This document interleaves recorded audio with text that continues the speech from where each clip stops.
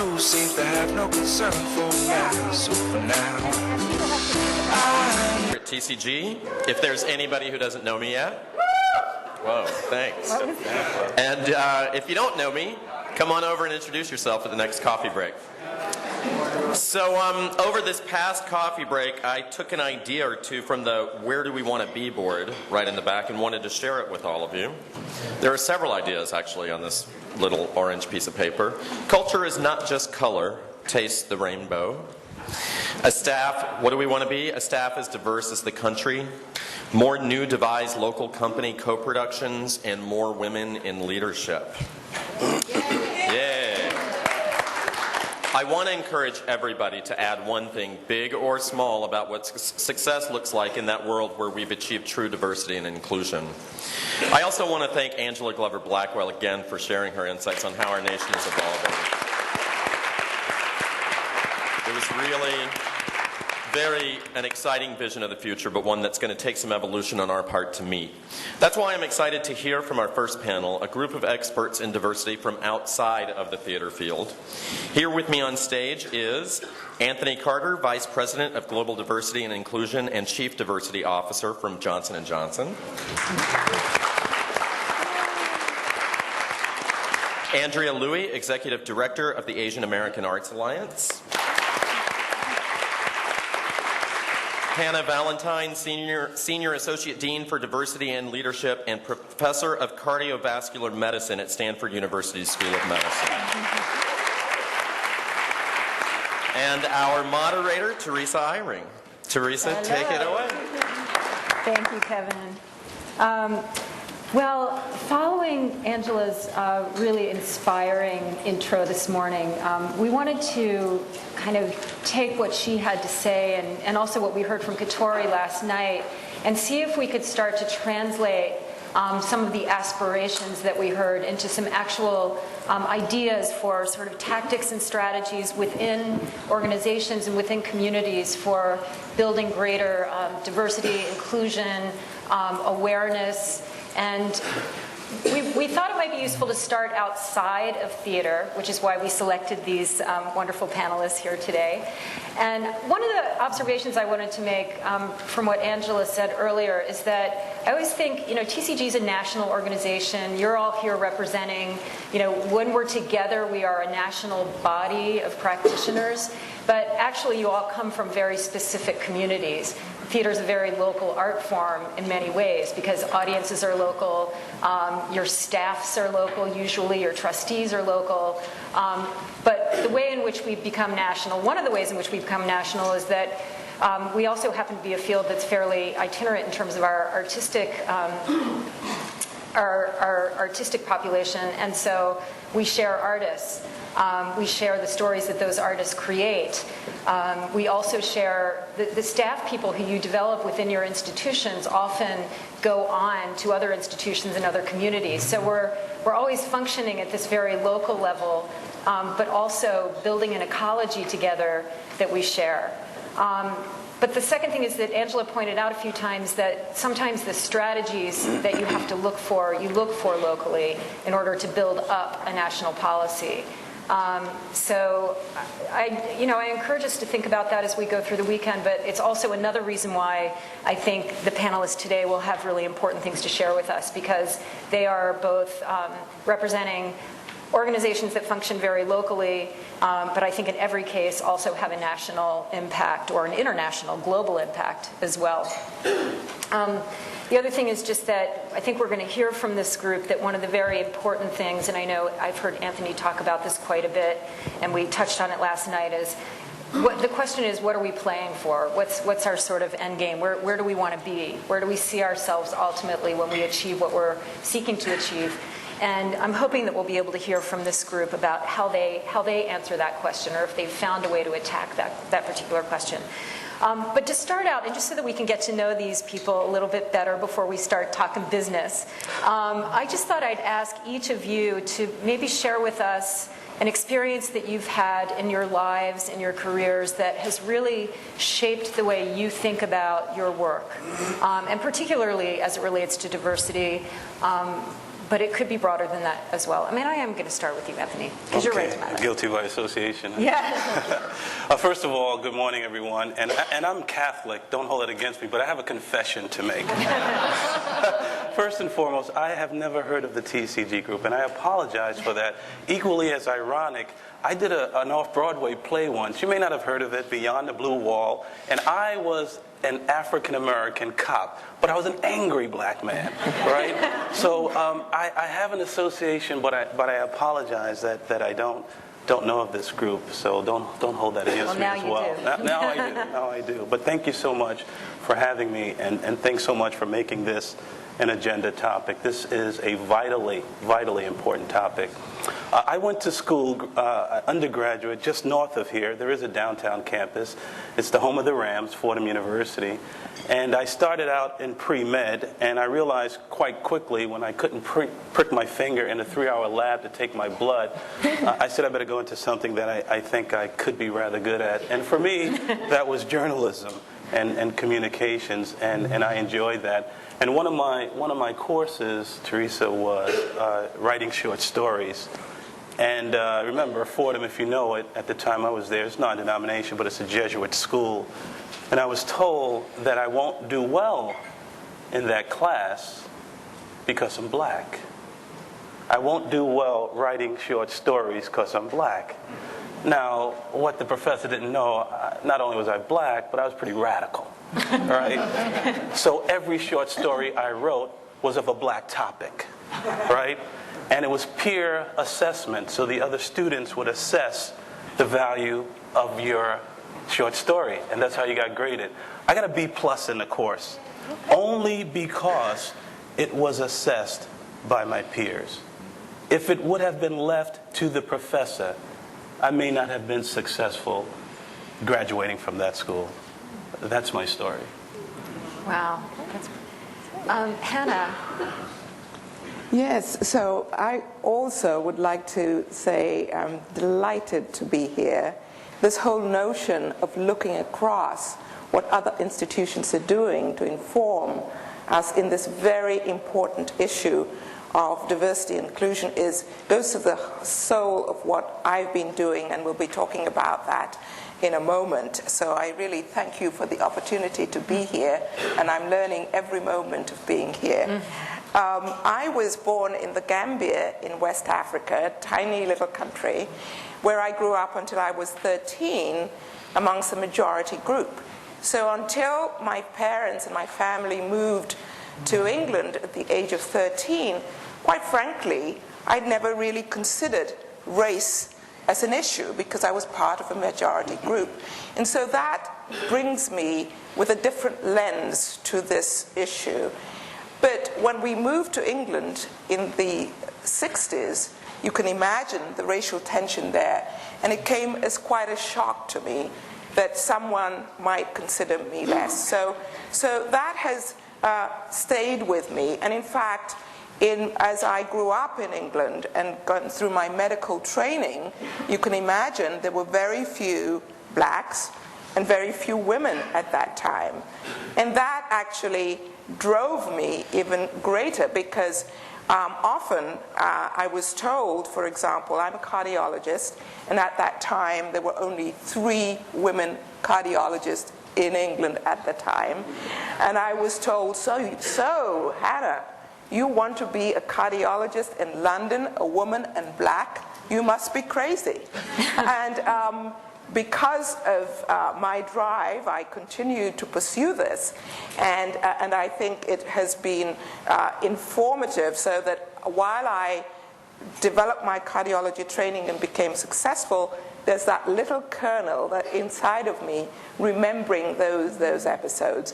And then finally, when I got to America, and this speaks to the ideas that have been raised before, that each culture is very different and in the importance to learn and know about the culture.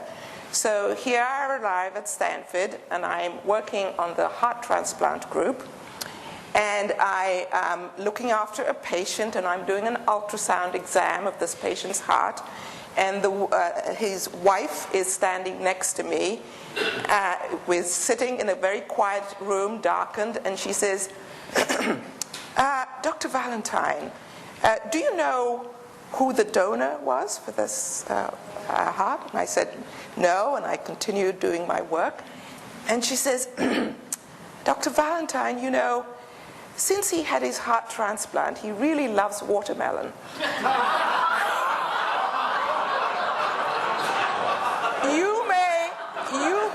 You may laugh, but at the time, I had just arrived from England, and I had no idea what she was talking about. I had no idea. So at the end of the session, I go back to my nurses, and I say, Mrs. Smith just made this weird comment about watermelon. What is she talking? And they said, Hannah, come along with us. We'll explain certain things to you in America. So I will stop there. Wow, great. Thank you. Well, we're going to be talking a lot more about unconscious and conscious biases, and that's, wow, what a story. Yeah. Andrea. That's great. Thank you. Well, let me join my colleagues here in thanking all of you for inviting all of us to be here. And I really applaud you at this leadership level of even thinking about diversity. Because I think that's a very, very important place to start, is just to make that commitment. So I'm from Ohio. I'm Chinese American, which is an unusual narrative, I think, or a less expected narrative for an Asian American or a person of color. My father, who is now retired, is a biologist. He's an agricultural biologist, which is why, you know, these random Chinese people ended up in Amish country, Ohio. I'm also an only child. So if you think about sort of, you know, being private people, being quiet people, only child, at home alone, I read a lot and I made up a lot of things. There was my imaginary life was very, very rich, which then, of course, panned out really well in my future life as a fiction writer. But like my colleague here, Anthony, I was also trained as a journalist. And I think that consciously or not, and this is something I'm actually spending a lot of personal time exploring right now, is, you know, why did I decide to do that, right? Why did I want to not only tell my own story, but why did I feel so compelled to tell the stories of others? And I've really come to believe that, consciously or not, I am really driven by 3 women in my family who I actually don't know at all, right? So the first one is my great-grandmother on my father's side. She was a concubine, Paw, you know, for those of you that this may not be a culturally specific enough audience to know. I mean, so she's the mistress, right? She's the official mistress. And really her only hold on her power within that family structure was her youth, her beauty, and her cooking. So she, especially the cooking thing, right? Because she took all of her recipes to the grave, because that was the only way that she could sort of maintain her hold within the family, perhaps when the youth and the beauty were not as strong for her to leverage. So the only Chinese food I know how to make, I've learned from books, because I did not learn how to cook Chinese food through my family. So that's one woman. The second woman is my grandmother on my father's side, who folded clothes at Macy's and who raised 5 children in a 2-room tenement house in San Francisco.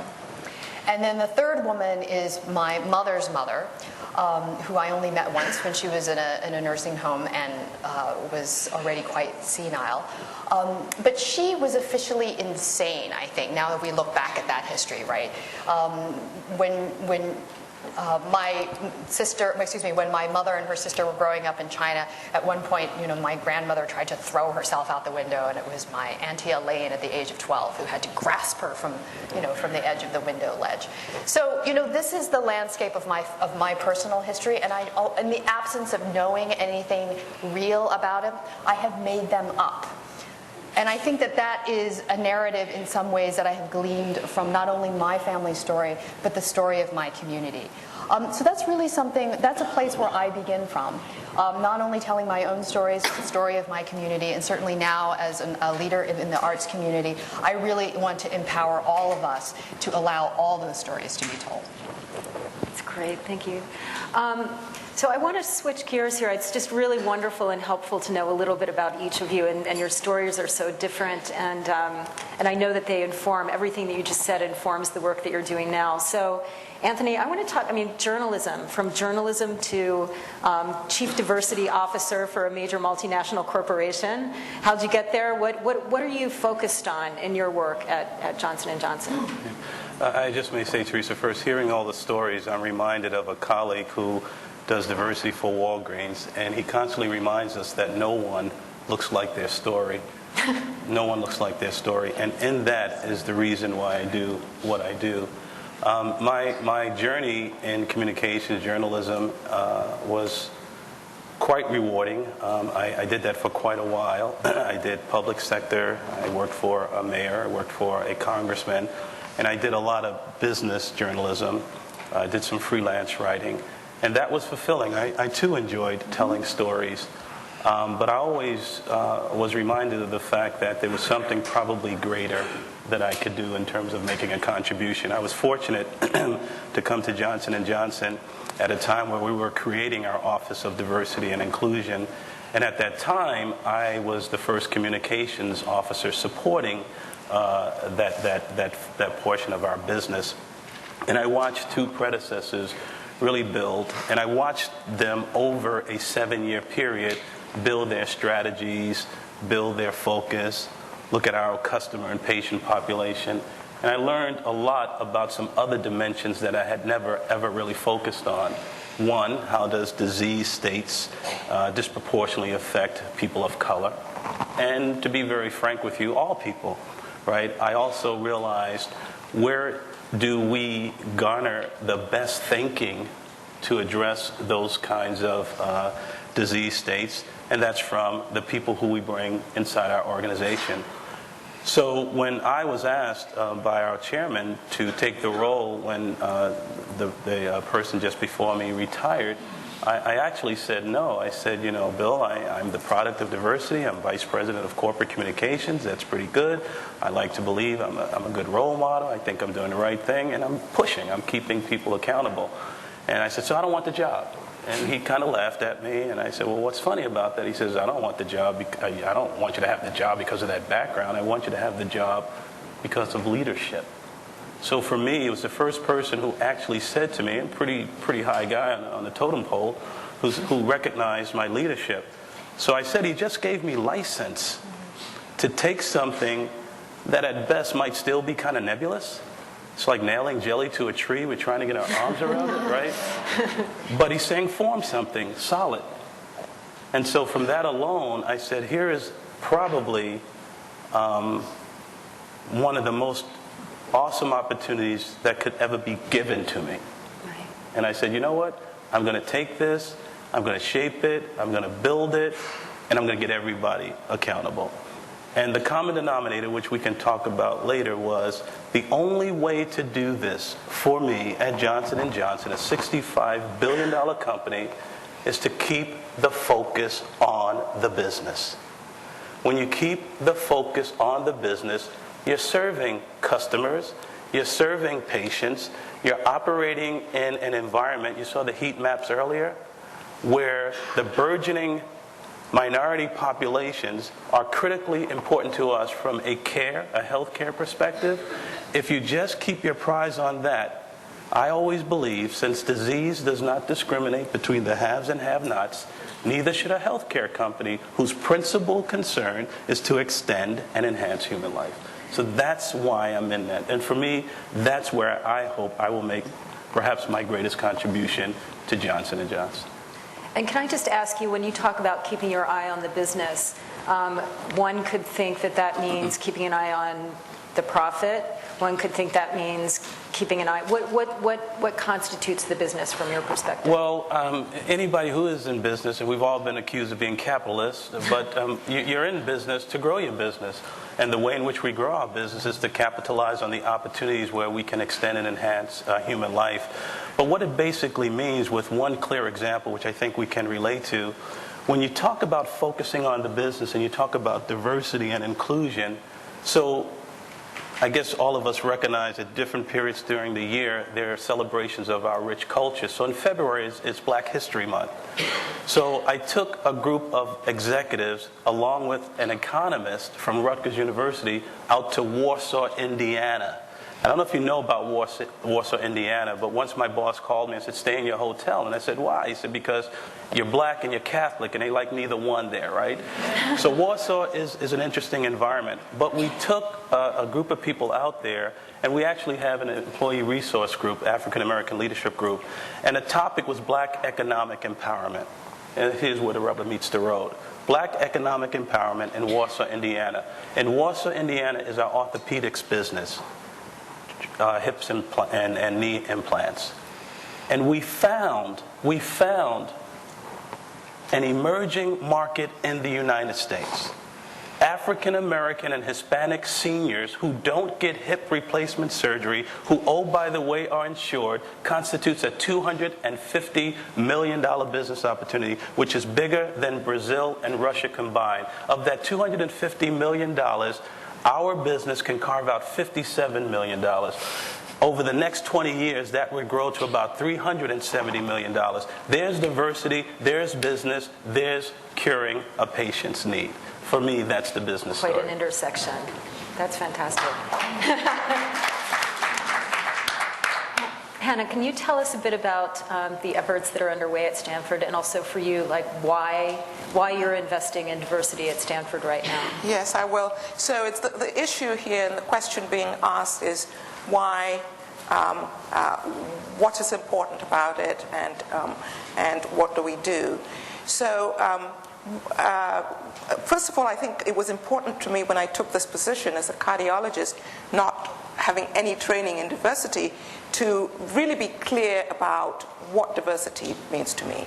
And diversity actually means the bringing together of different perspectives to create something that's greater than the sum of its parts. And by that, I mean when we bring together diversity as defined by sort of proxies of race, ethnicity, and many other kinds of diversity to solve complex problems, we're much more likely to get a richer solution than if we bring together a homogeneous group. And for medicine and medical schools, who really are the engines of innovation for biomedical research, for training the next generation of scientists and physicians, it is critically important that we are actually doing the best and being excellent in all of those areas. And we cannot be excellent without this kind of diversity that we're talking about, for the simple reasons you saw those numbers. If we continue to draw from just one homogeneous pool, we will not be tapping into this rich intellectual talent that we have to do in order to stay competitive on a global level. So it is gone beyond the question of affirmative action, but really about how we maintain our innovation and excellence as academic medical centers. So that's why we're doing all of this. The what, when I took on the position, I focused on recruitment, retention strategies, and now, having done all that, I think it's critically important to focus on the culture. In the domain of the recruitment strategies, many of you will be aware of this, looking broadly. We heard November rain, that sounds real long, but it's a pretty sound. Very importantly, what we did was educating search committees on the best practices, and at the core of that, how to get over unconscious bias. And we can talk about that in a moment. And one of the strategies I actually used was using interactive theater to help people overcome those biases. So that's one sort of package of things that we did. And then in the domain of retention, once you get faculty there, how do you keep them engaged? How do you make sure that they are reaching their true potential in the way that Angela talked about? Many things, leadership development, resources for them to be successful. But in every single stage when we develop these leadership programs, we look and see what is the composition of the class? What is the diversity of the class? Because when they come together, if the class is diverse, then they're going to get much more out of it. So in all of our leadership programs, we ensure that 50% are women, at least 25% are underrepresented minorities. But then the third area is much more difficult, how we change the culture. And we have 3 strategies around that. One is dealing with unconscious bias and educating faculty and search committees how to do that. And the flip side of that is something called stereotype threat, which is this phenomena of fear of succumbing to a negative stereotype associated with your identity group. So for example, the stereotype of women in math, women not being good at math. You give a woman a math test and remind her of that stereotype. Just before she does the test, her performance goes down, as opposed to it being really great without that reminder. And so we have strategies to help faculty to overcome that by creating a greater sense of belonging. And then finally, there is this issue of work flexibility that is affecting everybody, but disproportionately affects women and underrepresented minorities. This whole idea that we've created these workplaces that were designed for the 1950s, when the man went out to work, the woman stayed at home. And now, of course, with dual careers workers, it's a completely wrong fit. And so we now have to redefine what these workplaces should be and give the flexibility. And I'm happy to say last month, we won a Sloan Award and were featured in the New York Times along with forward-moving, innovative companies like Google and Evernote and Facebook about some of the things that we're doing specifically, like, providing meals at home and providing people to come and clean the house, as well as to clearly define alternative career tracks. If we have time, we can talk more about the details of that. But this is a whole package of things that feels almost like, if you're really serious about diversity and inclusion, that you should be attending to the spectrum of interventions that will help to support the diversity and change the culture to the face of what we want to see it represented in the future. That's great. And I do want to come back and talk about some of the specifics in a minute. Andrea, can you talk about, one of the great things about your presence here is that you are in the arts, not in theater specifically, but really dealing with a lot of individual artists, and want to talk a little bit about your organization and the way you view diversity and inclusion and what programs you have in place. Sure. The Asian American Arts Alliance has been around for 30 years, and we support individual artists of all disciplines as well as small arts groups here in the 5 boroughs of New York. It really grew out of the civil rights movement as a way of providing a platform for a collective voice from the Asian American perspective. I think some of our colleagues in the African American community and the Latino community have been much better about organizing themselves, and I'm sure there's some sort of study that can be done about why the Asian Americans weren't speaking up, but in any case. Before I go much further, I wonder if it would be all right if I tried a little exercise with the group? Oh my goodness. Yeah. Sure. Okay, let's do this. And you guys are all theater people, so you're used to doing like goofy, physical and vocal exercises, okay? So I was really curious about who was in the room. So if you fulfill one of these categories, please stand up. If you are an executive director who looks like me or Hannah or Anthony, please stand up. Okay, that's good. All right. If you are, keep standing up. Actually, if you are an executive director of an organization, period, please join the group. Okay, this is great. I know I'm front-loading this, but all right. If you are a trustee or a board member of an organization, please stand up. Okay, so we have a lot of leadership folks here. So now I'm going to inverse. Let's keep standing, keep standing. So now, if you are someone who looks like me or Hannah or Anthony, remain standing and everybody else sit down. Do women count? Women. Okay, what's that? We define look like. Look like, or if you identify, stripes, yes, if you're wearing stripes. No, how about if you want to identify as a member of an underrepresented community? Like a woman? Like a woman, Latino, LGBT, whatever. Okay, I think the point is made here is there's not as many people standing, right? So thank you for participating in that. But the point is, the reason why I believe that organizations like the Asian American Arts Alliance and other advocacy organizations still need to exist is because of what just happened here, right?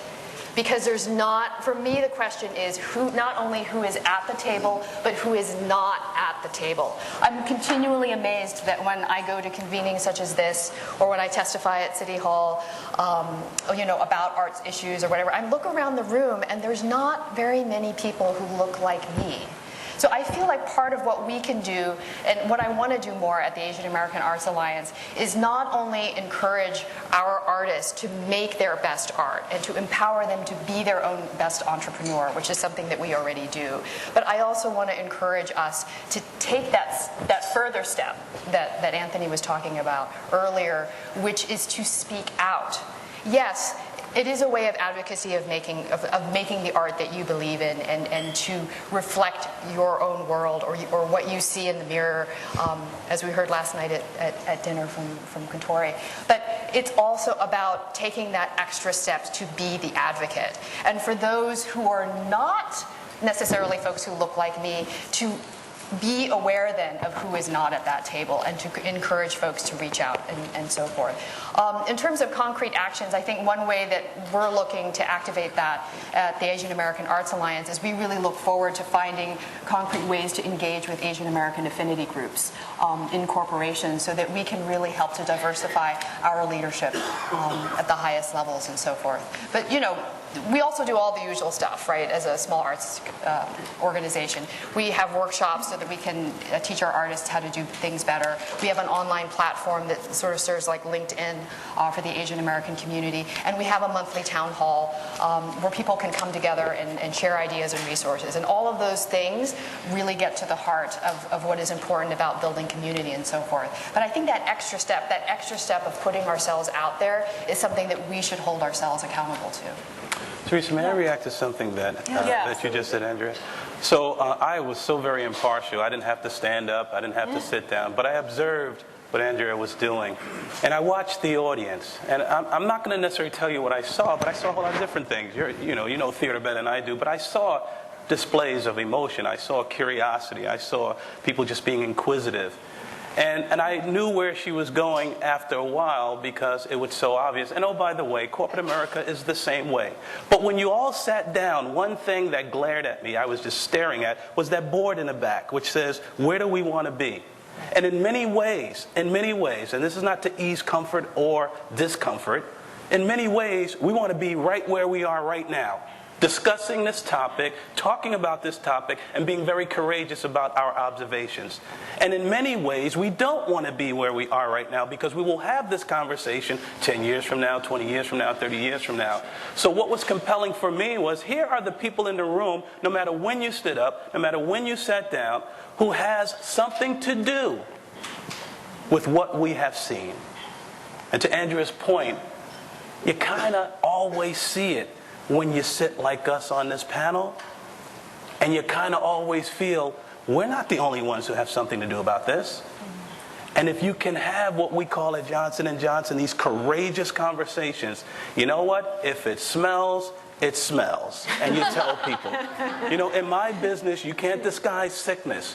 You can't disguise when someone is near death. You got to address it. We do that every day in our lives. But when it comes to addressing this issue, we always look the same. And that's not guilty by association. That's reality. So in essence, I always ask, what's our accountability? Because you know what, folks? This thing said TCG. So for me, that's one thing. That's an entity. What do you own? What do you own? What do we own? What will we do about it? Where do we want to be? I'll get off my pedestal now. Thank you for sharing. That was fantastic. Well, speaking of that, I'll just say for TCG that, we, as I mentioned earlier today, we went through a strategic planning process over the last year where we really did decide that diversity and inclusion must be front and center in our plan. And we put together some initiatives which we're going to be sharing with the group tomorrow and getting your feedback. And we specifically have been working to try to change this room, this convening, by, for instance, really engaging our young leaders of color and trying to make sure that they're at the table and that they are able to meet everyone else. And eventually, I think over time, we're going to see, over time, we will see shifts. And also, I think everybody's here because they really want, as you point out, they want to talk about this. People are committed to this topic. This conference sold out faster than any that we have in the last 17 years. So I'm excited about the group that's here and really ready to talk and plan and address unconscious bias. May I follow up with a question to you? Yes. We were actually all in a huddle over here before we got up on the stage. Yes. And we were all really interested to know why this is a focus. Why is this a strategic priority for this organization? Okay, I will answer that briefly, and then I want to get back to you guys because I want to get back to more of the specifics of how you actually how you think about where you want to be, and then what process you go through organizationally to develop the plans that you've put in place, because I think that's going to be really helpful to this group. Because for a number of reasons. First of all, TCG has had, diversity has been a core value for a long time, and TCG has done many things over the years to really support diversity in our field. But we also recognize that our field, theater people are very desire to be optimistic and visionary and to change the world ultimately through the work. And that means to me that we have to really lead. We have to be a model for the rest of society of how we wish society would look and behave in a way. We're a place where people can understand what it is to be human, can understand where our society is and where it's going through the work. But we also felt in all of our conversations at our board level, and our board's very diverse, by the way, we are not where we want to be as a field. We feel as if there's still a lot of segregation in our field. There's not, it's not as inclusive as we want it to be. There aren't enough opportunities for artists of color. We view diversity as being very broad, but as I mentioned earlier today, we're really focused for this next period of time on race and ethnicity. But we believe that we have to be much clearer and much more focused and specific in our effort to build diversity in our field. Diversity, not build awareness, build actual results. And that's because we should be, as theater people and artists, modeling a movement, not falling behind the rest of the world. Does that make sense? Yeah. And so, Teresa, also, just to add quickly to that, that's a good place. As Dr. Roosevelt Thomas, who's a guru in this diversity space, says, you first have to have conceptual clarity. You got to know exactly what it is you're playing for. Right. So let's get to how do you determine what you're playing for? How do you all decide where you want to be, and then coupled with how you drill down and develop sort of plans and tactics and smaller strategies to get to that bigger vision? Do you want to start for us? We can start. I can go because I do recognize the importance of the conversation and the stories which help us to start the conversation.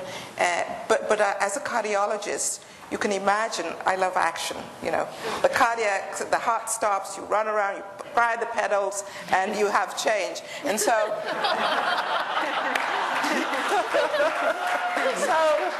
Just like on TV, right? So naively, this was what I thought would happen when the dean asked me to set up this office of diversity and leadership, that I would just put these programs together and I would, have immediate change, then I'd go back to being a cardiologist. But unfortunately, as you all know, that's not the case. We've made certain progress. But the specifics, it turns out, what do we want to be? I actually want to see that we bridge that gender leadership gap. We have in academic medicine a fantastic pipeline. 50% of women graduating from medical schools for over 10 years, and yet only 20% are full professors. Something's happened in that churn, we're losing them. So we've got to have some action there. And the same is almost true for underrepresented minorities, we lose them. So what do we do? I've talked about some of the, the structural things, but that's not going to fix it. I think the cultural things. So unconscious bias. We talk to our search committees about what it is. We give those graphic examples of the concert musician auditions, where when they change the way that they were being screened, being selected and used screens, we found that the hiring of conscious women who were concert musicians went up by greater than 50%. We point out that, in fact, in as much as people think they're egalitarian and they're not biased, there are these biases. There's a great paper just published of actual science professors, men and women, when they were given CVs that were identical except the difference in the name, both men and women were more likely to hire the CV with the man's name. And when people actually are faced with that, they're surprised. And then we give them an implicit attitude test, where they're forced to make these decisions of associating gender with leadership, race with leadership, and then when they get the results and they find out that they actually have these unconscious biases, it sets up that desire to change habit, and we're already seeing the improvement or the increases in the hiring practices that include more women and racial minorities when we do these kinds of things.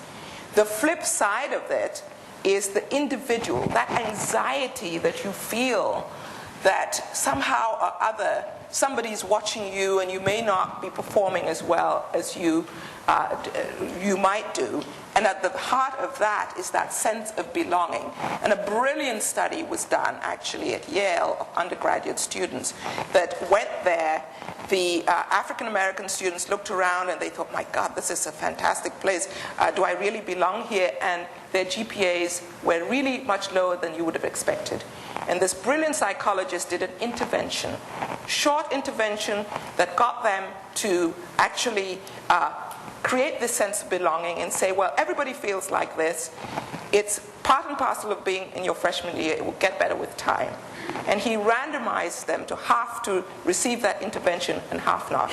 And the ones who got the intervention, their GPAs went up dramatically in the next semester and stayed up for 3 years. And by the way, they had less health problems over the 3-year period. So we've drawn upon that and said maybe that's what's happening to women and minorities at Stanford that causes this churn. And we developed a certain intervention that we're doing that and we're waiting on that. And by the way, this has all been shown to be working in your brain neurologically. So we're going to be doing functional MRI studies to see the parts of the brain that this intervention affects. So that's one thing. And then the other cultural issue is this misalignment of the workplace to the workforce, which is huge and disproportionately affects women and underrepresented minorities. So what do we do about that? We went to our design thinking group and said, this is a difficult problem, help us think about it. We interviewed people in depth and we found such incredible stories. Women in their last trimester of pregnancy were doing more on call so that they could bank favors, so that when they took call, when they went on maternity leave, they would not feel as though they were burdening their colleagues. This is craziness. So we have lots of great policies for parental leave. People don't take them. Why?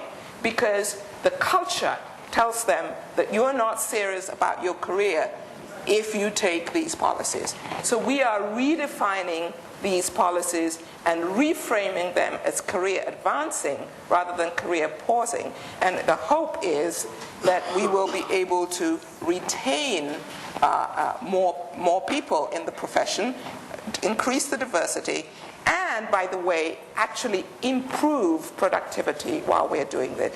But so these are the sort of specific attacks at the culture. So I have to say that I have to back up with my cardiology hat and forget about just sort of, it's not going to work to just apply the pedals. It's going to be taking a bit of a long haul, but not that long. I've set a goal for us for 50-50 by 2020. of women professors on the faculty. All right. Yes.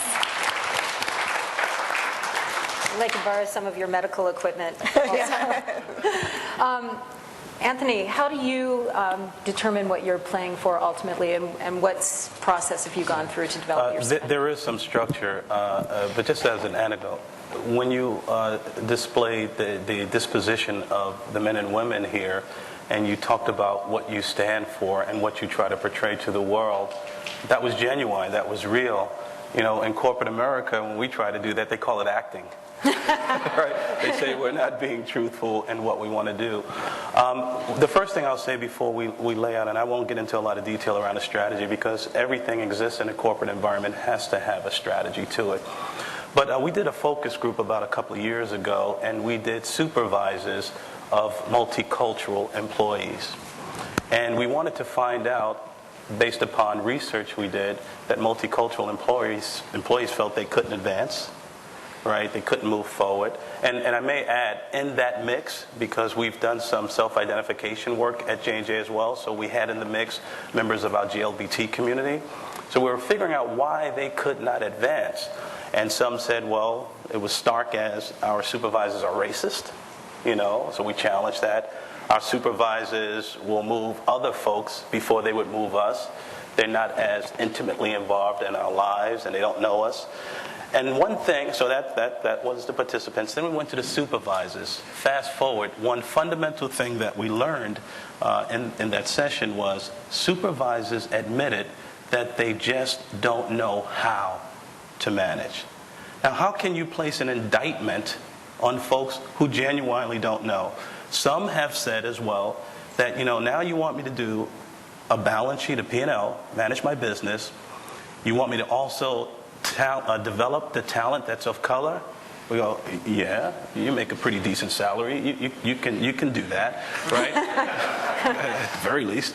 And some would say, look, I know how to do that, but I don't know how to do it well. But we focused on the folks who said, I just don't know how. Because that was a serious moment in time for us. We constantly accuse a population of people of not doing what we expect them to do. And oh, by the way, we assign so many characterizations on them. And how honest and pure is it to say, I just don't know. So therein lies our strategy. What will it take to provide you with the tools and the services to focus on what you need to manage an emerging and evolving workplace, workforce that's diverse, that's different? So we employ strong leadership development programs. We have one, in fact, that's been written up in the Harvard Business Review, and it's called Crossing the Finish Line, Men and Women of Color. And again, we bring into that community members of our GLBT community who have self-identified, right? And we have tracked that.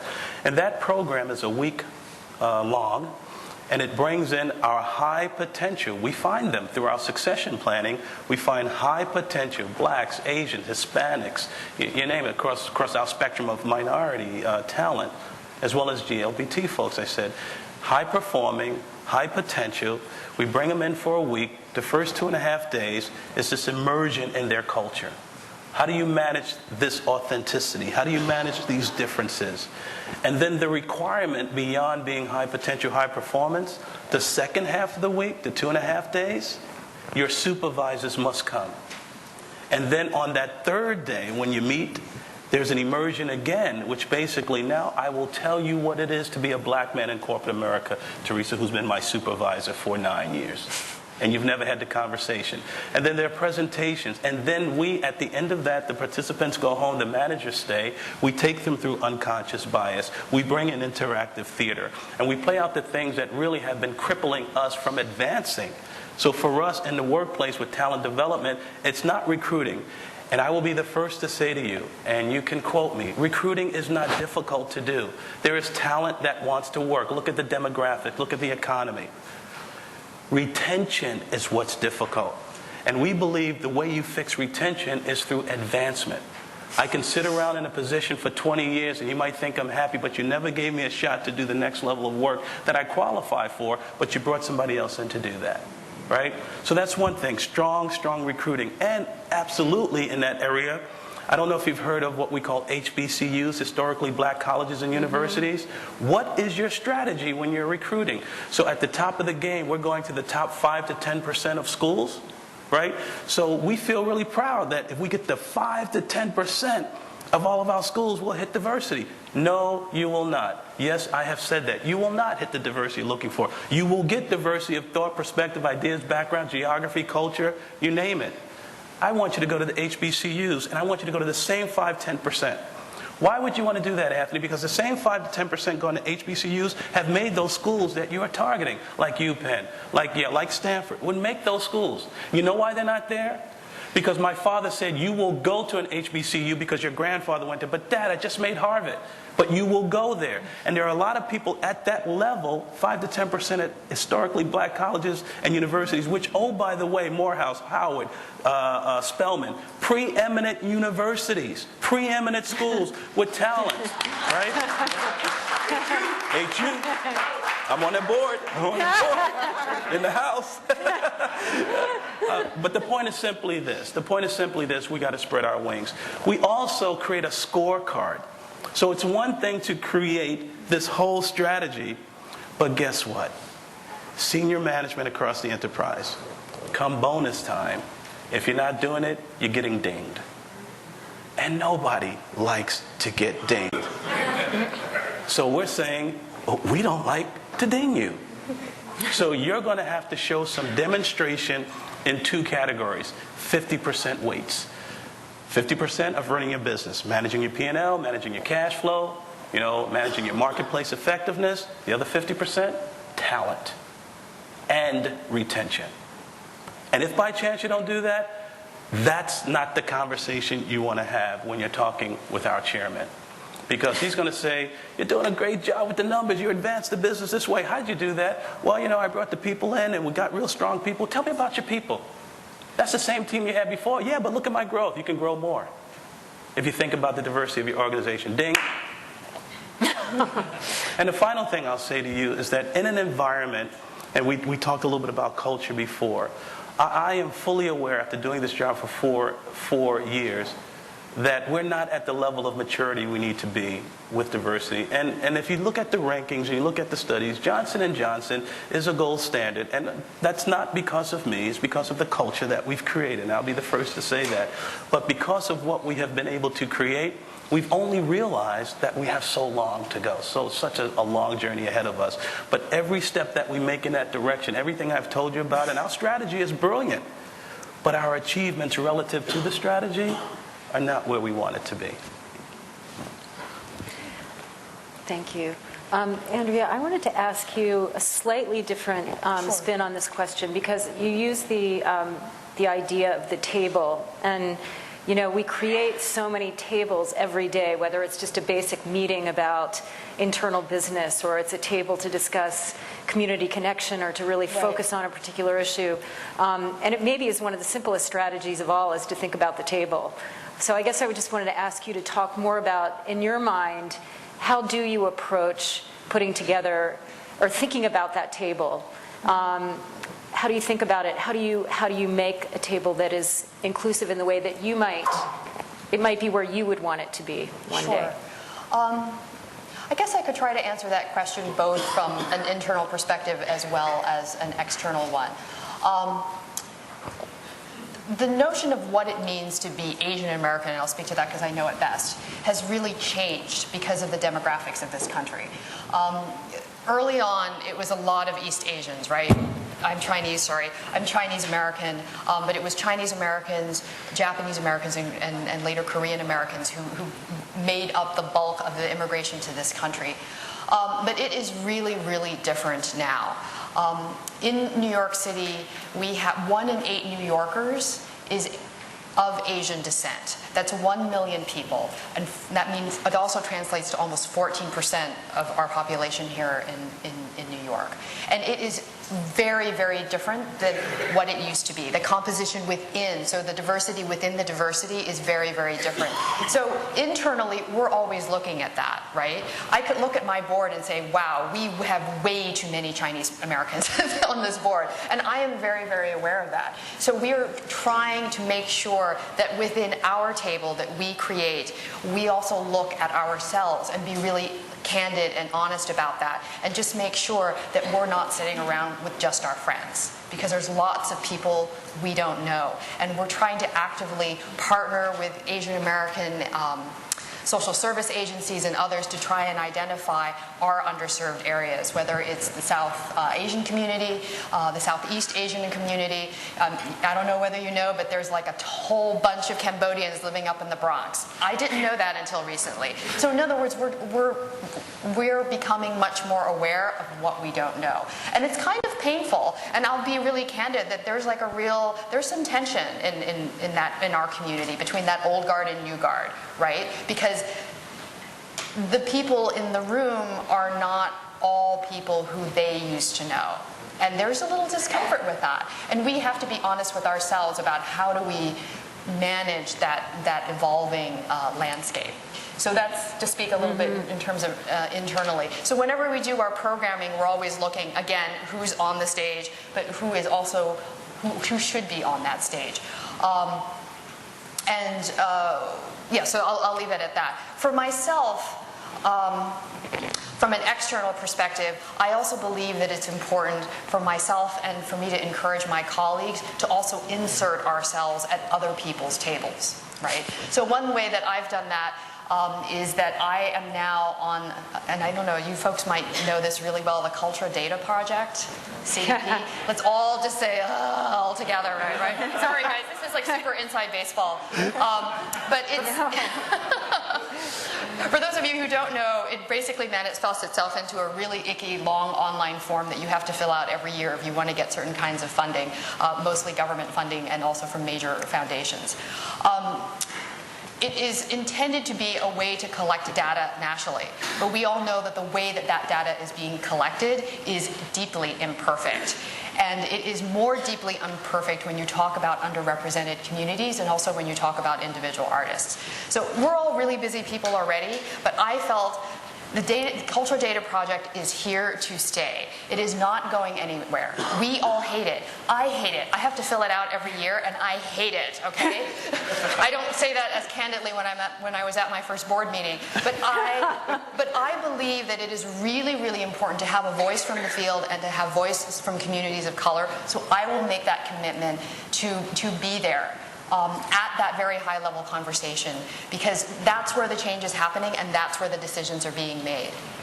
So I don't know if that How really did you insert yourself in that particular case, or were you recruited?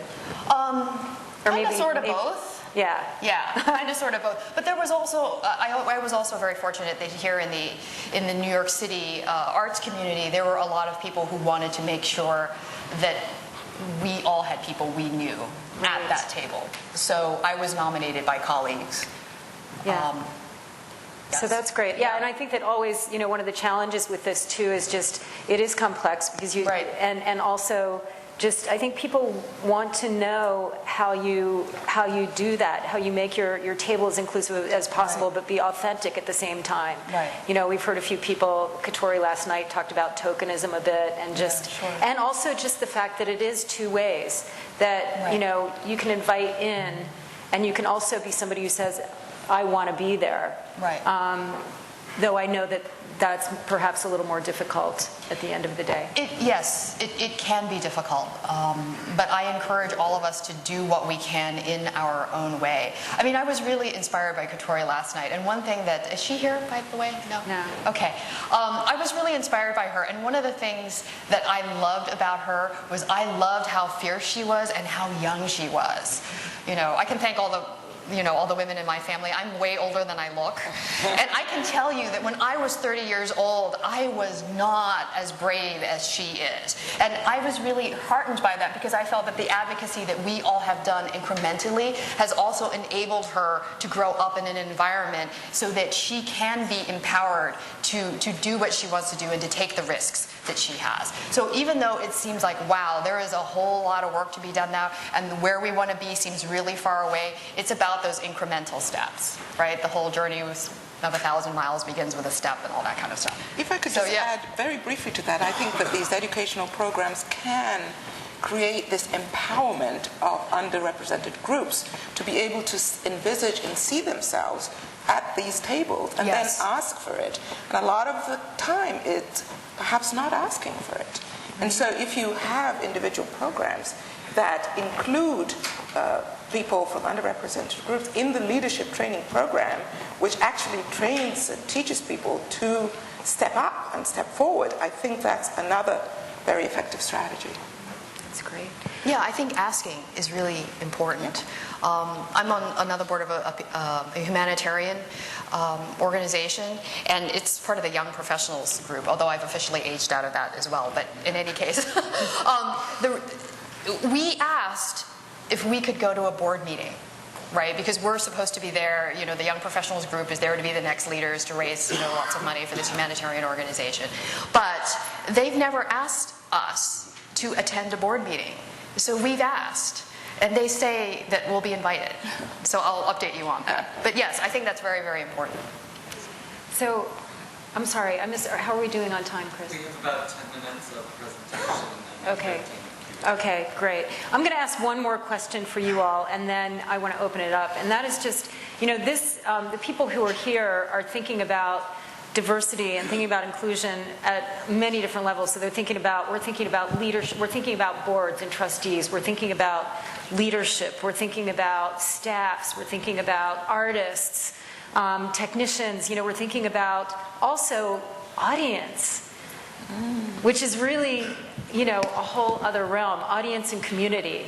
And I don't know if you all have any thoughts about, because we're talking here very largely about kind of your personnel internally. And Andrea, I know you've talked quite a bit about sort of external community. We've talked about customer base. Right. I mean, do you have thoughts about how you connect? Everybody needs needs your medical products.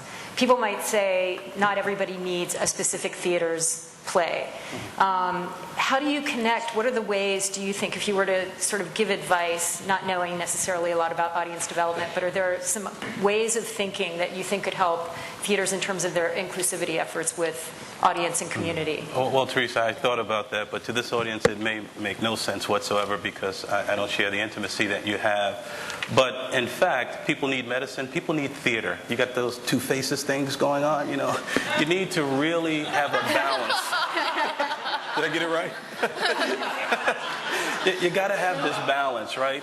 But I think what's important to know, we have choices. So I will say, being very transparent, that I choose to go to theater as I see it relevant to me. So that might say, looking at me as an African American, I do a lot of black theater. No. I don't know if I know what black theater is, but I do a lot of shows where there are black characters. I see a lot of movies. Just saw Flight the other day. Why? Because I went to school with the guy who was starring in that. Now, why did I do that? Because it gives me a sense of affiliation. It makes me feel that this wonderful industry that you belong to has a place for me as someone who can witness it. So I have a choice. What I would communicate to you is how important is that choice that I make to the industry to keep it growing? And you're trillions of dollars as an industry. Do you want to grow the industry or you want to stay status quo? And then embedded in that, how do you do your development? I know a little bit about fundraising, right? I've been on the trenches of asking for money in many organizations, Board of Howard, for example, asking for money, right? How serious is that campaign? But most importantly, who's going to make a difference to how you raise your dollar? I said I'm in a business, could be a little capitalist, but that dollar has never changed the color on me. And in each one of your pockets, that dollar is the same color. It's green. How powerful is that? I heard you talk about power a little earlier. How powerful is that dollar? How much do you want to make that grow? So realize that as a constituent of your theater group, that's why I go to the Crossroads Theater in New Brunswick. That's why I'm really proud of the work that Marshall Jones, it's not a plug. It's not a plug. But that's why I'm really proud of the work that he does there, because I can sit in theater and go, wow, that's me on that stage. And guess what? Then I can tell my white colleagues, come see this show at Crossroads. See what I live, interactive theater. right? See what my people talk about. And I'm not nowhere did I say this racist institution, this theater, and this whole industry, they just don't care about people like me. I have choices. Give me more. Give me more. That's what I would say. Does that make sense? I don't know. Yeah, no, it's great. It's great. It's great. You had a comment, Andrea? Yeah, I did. I wanted to actually step back away from theater for just a moment, but I'll bring it back to it. And I just wanted to talk about the election that we had this week. Because it was very interesting what happened in that election and what the numbers tell us, right? So first of all, just speaking from the Asian American perspective, in 2008, so for the last presidential election, Asian Americans made up only 2% of the electorate. This time around, we made up 3% of the electorate. So you're saying, okay, yeah, that's still statistically irrelevant, whatever. But if you think about it, that's a 100% increase, right? And all the data shows that the increase is growing and will continue. So one thing that was really interesting was that I read an article that said that the people of color vote was really decisive for Obama in 9 states, right? Okay, Colorado, Nevada, New Mexico, Florida, Virginia, Ohio, Michigan, Wisconsin, and Pennsylvania. Okay, if you add up those electoral votes, that is 126 electoral votes of 270 required to be president. That's 47% of those electoral votes. Okay? Do the math, right?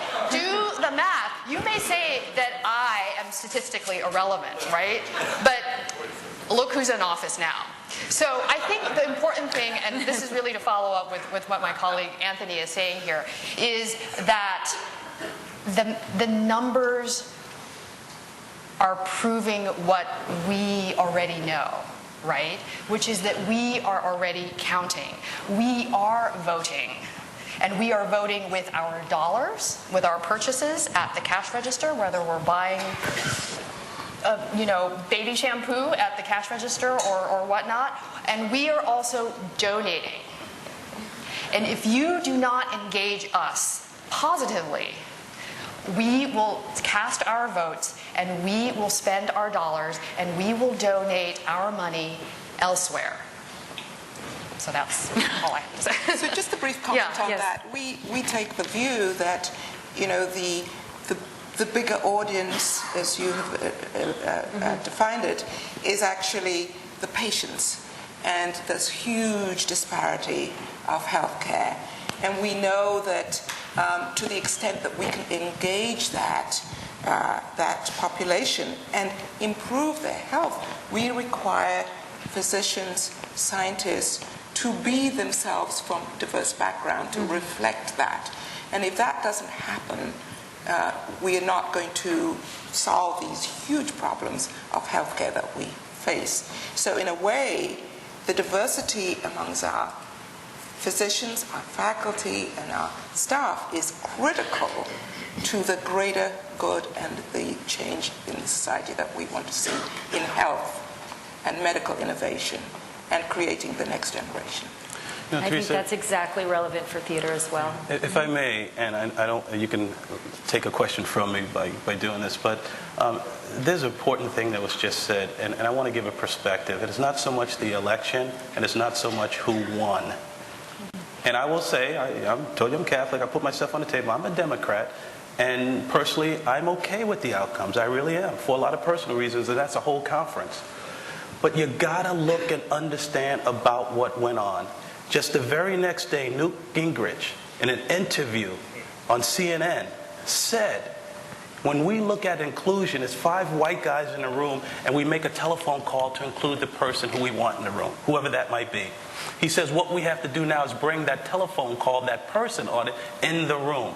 So what are you learning from what has happened? This ain't a Republican, Democrat thing. This isn't a red-blue thing. This is about relevance. We have disenfranchised, we, Democrats and Republicans, we have disenfranchised so many people. And so many of us are still so out of touch. And if you were to just progress forward and think about what might happen, more people will need to be accepted because of their relevance to bring credence to our government process. This is not about people who want to get elected only because of power. This is not only about people who don't get elected because they don't have the constituents.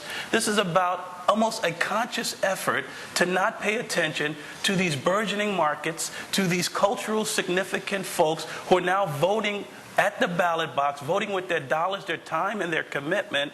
And we can't afford to say, well, President Barack Obama is now back in the White House, and I'm so happy I'm a black man. President Barack Obama is back into the White House because he understood this grassroots sort of philosophy, right? I'm not going to suggest to you that Republicans did not. There were some Republicans who had some strong local grassroots campaigns. I follow this stuff, right? At the end of the day, how much did you make us relevant? And if we don't do that when we focus on diversity and inclusion, we're going to disenfranchise, my friends, a nation. And if we do that, there will be so many people out of the mainstream. And I just think that the whole campaign and the election taught us something more valuable than political parties, in my humble opinion. All right, thank you. We're going to stop now and take some questions, if there are any. Anybody have any questions or, yes? John, yes. Actually, can we wait for the microphone to arrive, please, John? It's coming up over here. Observations are welcome as well. Anthony. But be nice. Right? You're amazing. I remember the Newt Gingrich thing, as he said, the difference was that it was outreach is when 5 white guys are talking to bring people in. Inclusion is when they aren't 5 white guys. I thought the semantic difference was kind of beautiful. But that wasn't my point. You said 2 things. I wonder if you could just tell a little bit more of what you expand on it a little bit. You said no one looks like their story, which was a very interesting, and it goes so many ways. I'd love to hear a little bit about that. And then on more of the practical thing, you talked about it at Johnson & Johnson, the courageous conversations. Okay. I'll try to do that like this, so I don't take too much of your time, but we can talk afterwards if you don't mind.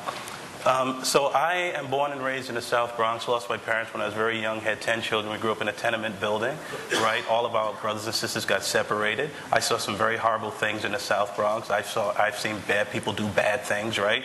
And I got very depressed about things. I go, why would God take my mother and father and do all these things to people who are taking people's lives away, and they keep living? Fast forward, I had to get over that because I was stuck, right? I go on, I married this wonderful human being. We produced 3 beautiful children, right? And then I look at another phase of life. Oh my God, God is so good to me. What is going on here? I have this dichotomy. I'm one way, I'm the other. You would not know that. And in all of those things about me, I'm bitter about a lot of things. And some things I'm so enthusiastic about. Life is so good despite the things I didn't have. Just got out of this storm. Many of us have experienced inconvenience for a week with no power. Some of my friends no longer have a home, right? So you don't know this is inside of me. And here is the guy who comes to work every day fighting for the rights of everybody. And you know what my wife told me when I took this job? Anthony Carter, I don't mean to insult anybody here. Do not think like a black man. I go, what? She goes, once you do that, you disenfranchise everybody. But inside of me is this story, right? Courageous conversations. We sit in our corporate environment, and we are a polite culture. How's the family? I don't know your family. I don't really care about your family. Is the dog good today? Did it survive the storm? I don't really care about that. But I'm going to be nice to you. I'm being a little facetious. But we are a nice culture. But when it comes to topic of significance and changing the way we do business, we're a little squeamish. You know what? I noticed in your department, for the past 5 years, you have overlooked a candidate who should be at this level in your organization. And I know what I'm talking about because I track that, right? Why did you do that? And you tell me something, and I'm with a pretty friendly group, I can say that's bullshit. And here's why it is. Because when I look at the candidates you put in place of that person, and I look at all the credentials, now tell me why that person didn't make that.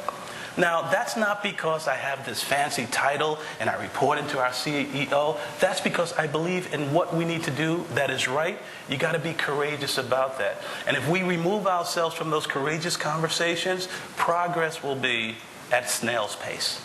At snail's pace. And I know every time I do that, I'm putting myself out there. Now, I think I'm reflective of what you see now, so it's not going out and beating up people. It's appreciating the sensitivity around You just didn't know. Well, I'm going to help you be a little bit more courageous in that. Let's talk about that together, because some of us don't know and some of us do. Did that answer your questions? Oh, Lordy. Hi. Maybe following up on that, something that stood out was working with people, particularly when we talk about race and ethnicity, white people who have not had the experience of talking about race as it relates to ourselves often, and identifying people who want to know but don't know. What are some of these processes or experiences you've had in helping us realize this or unconscious bias? Because I feel until we deal or really explore whiteness along with blackness and Asian and LGBT and all of these other femaleness, we're leaving out a really essential part of the discussion. So I'm curious what experience you've had in those courageous conversations, or finding people like myself who are interested or want to help, but no, we come with unconscious bias. So I can briefly respond to that. We have gone to every single one of our 25 departments in the medical school and had this conversation that is prefaced by a survey that the faculty take assessing their unconscious bias as well as their explicit biases, and then a presentation that raises this issue about unconscious bias, and then a discussion. And I think the discussion is actually the best part of it, because it's a dramatically open discussion where people suddenly realize that they have these biases, first of all, and that it's okay to discuss, and people hear each other. What happened in my own department, and it was just incredible, the level of the conversation that happened. And I think I would urge everybody to do that. And it can't be done in small, little, isolated pockets in a small amount of the institution that you're talking about, but it has to go to every sector so that everybody has an opportunity to have the conversation. Now, what happens after that is critical to know, to track, and to link with accountability metrics, as Anthony talked about.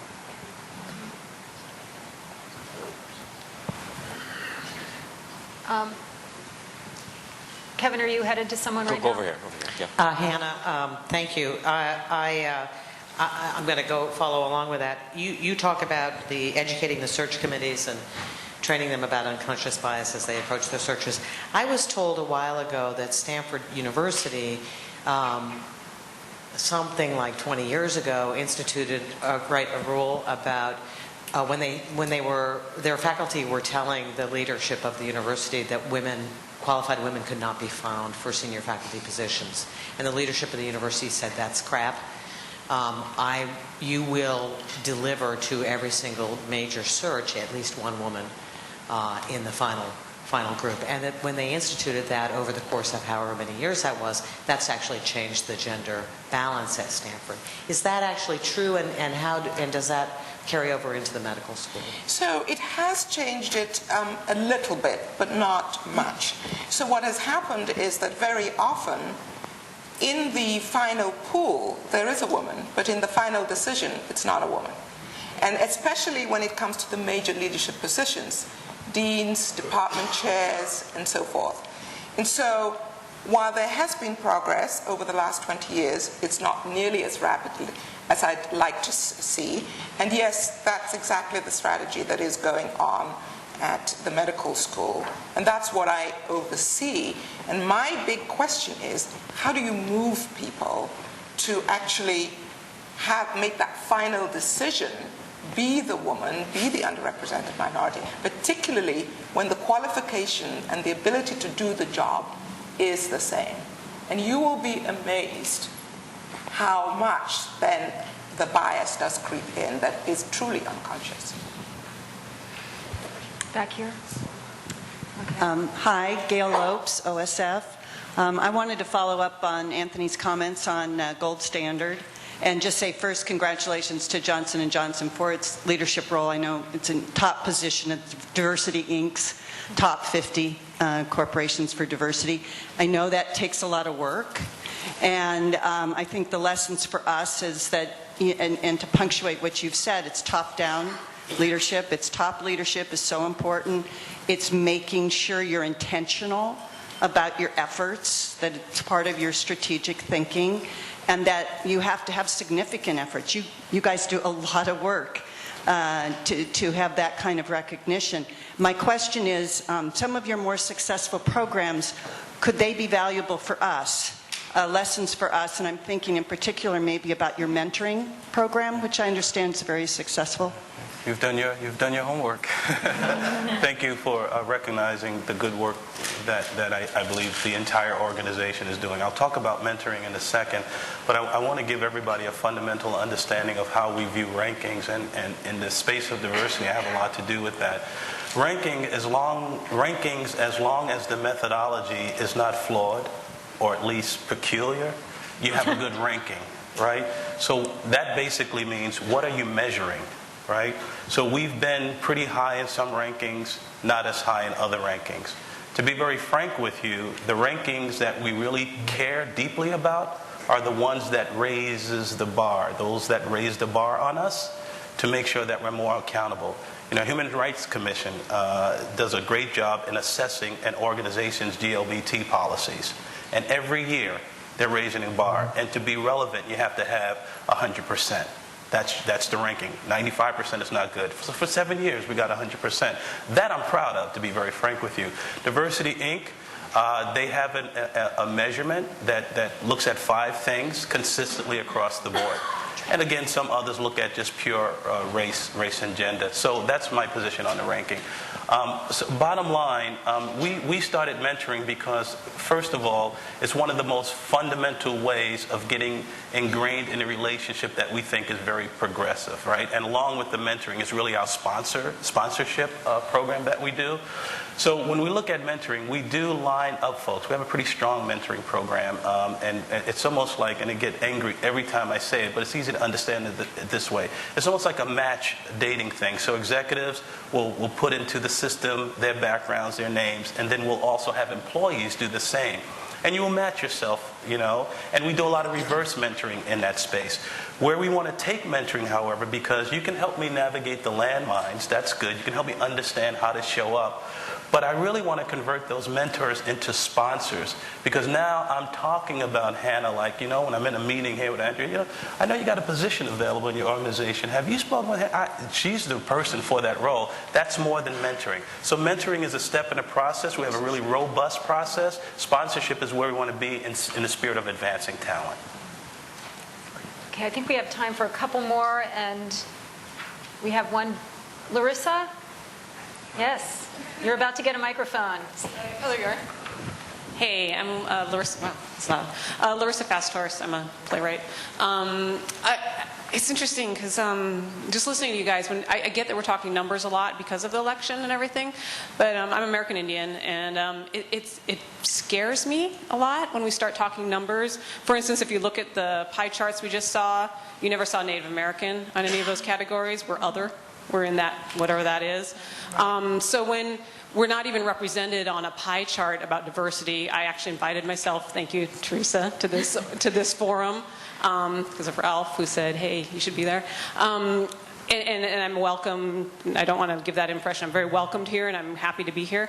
But it makes me nervous, and so I wonder if you guys can talk a little bit more about kind of what that balance is, though. Because if we're just talking numbers, and we're talking representation and voters and dollars, my people don't have it, right? And we're out in rural areas, and so that kind of scares me, especially as a Native American, you know, someone who does write a lot of Native American stuff and comes from that background. It kind of freaks me out. And then there's the other extreme, though, where you go too far. Ironically, Stanford, they offered me a full ride, but the line at the top of the letter said, "Dear Native American," and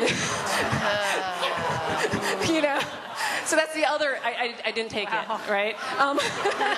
But, you know, that's the other extreme. So, like, I wonder if you could talk to some of these organizations that I think we all agree mean well and are here because they care about kind of what that is beyond just numbers.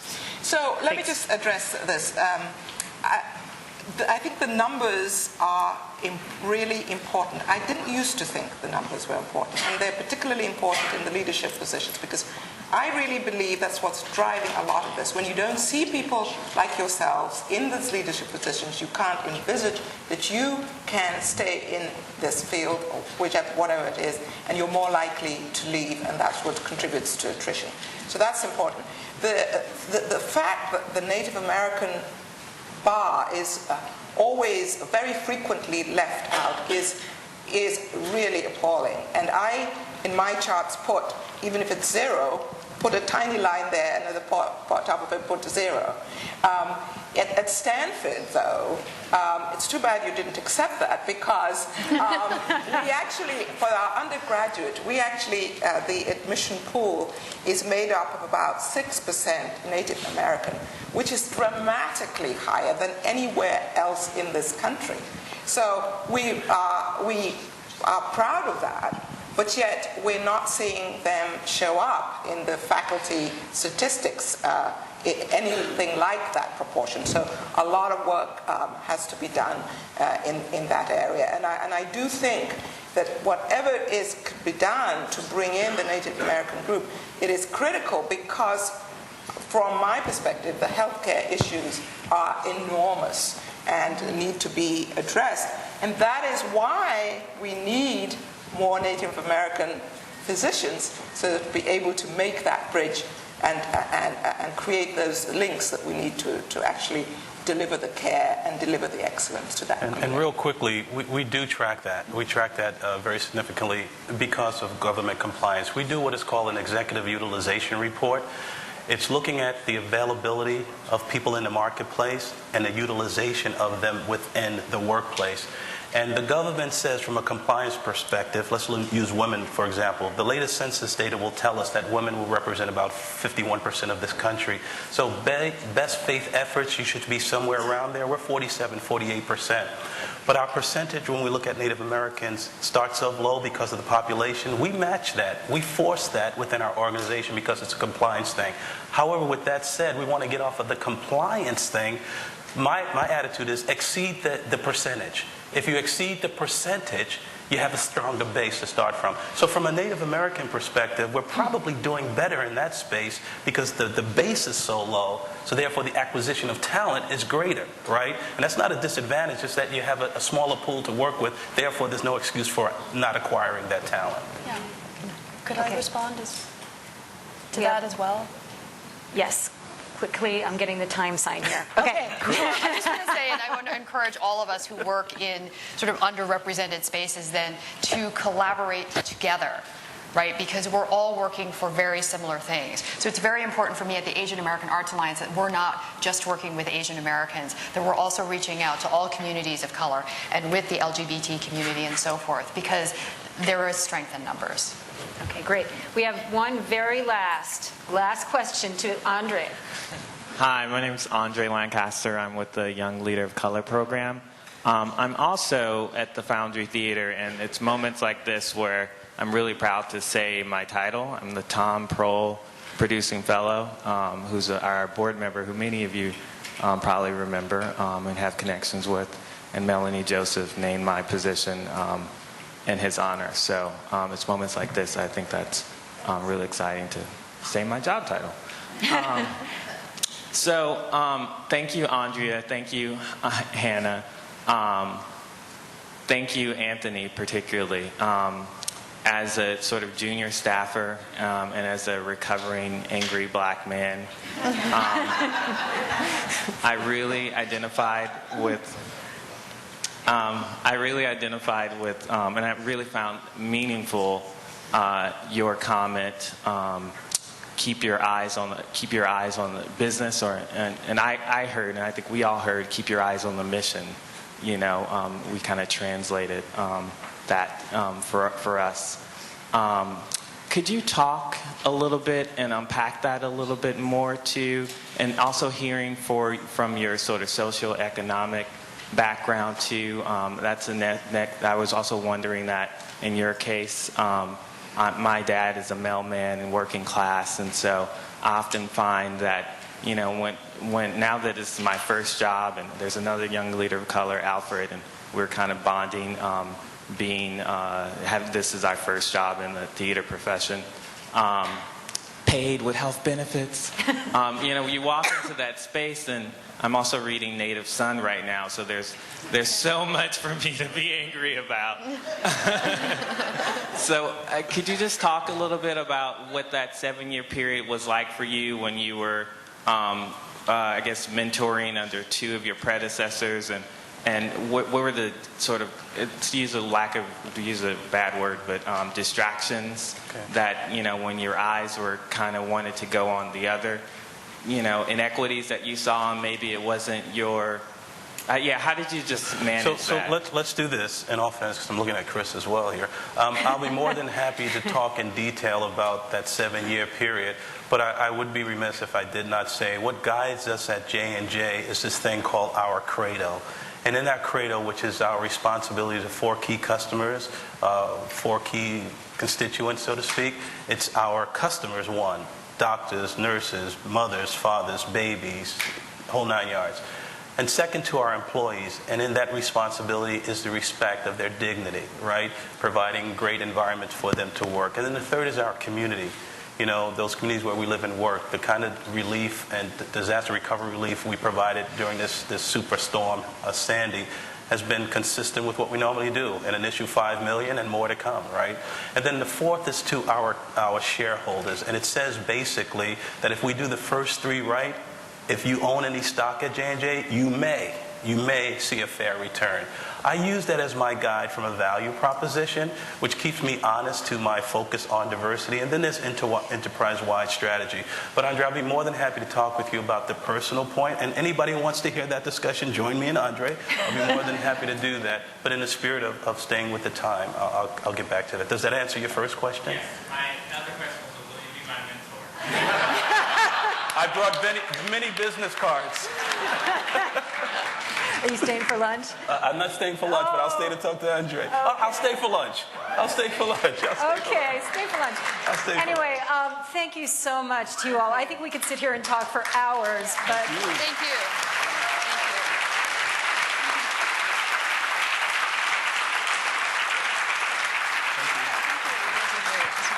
Thank you indeed. That was really fantastic. So we're about to do lunch. It will be served in the central atrium space outside. You can eat in the other smaller rooms on this floor or on the 18th floor, and you can also eat out there, but you can't eat in here. We're going to be changing this room up. This afternoon is going to be a very different experience for us, because we're going to be breaking down into small interactive learning groups, and instead of just hearing people talk from the stage, we're going to be talking to each other. So please come back for that. Take your stuff with you when you leave this room. If you have any other questions, please ask a TCG staff member.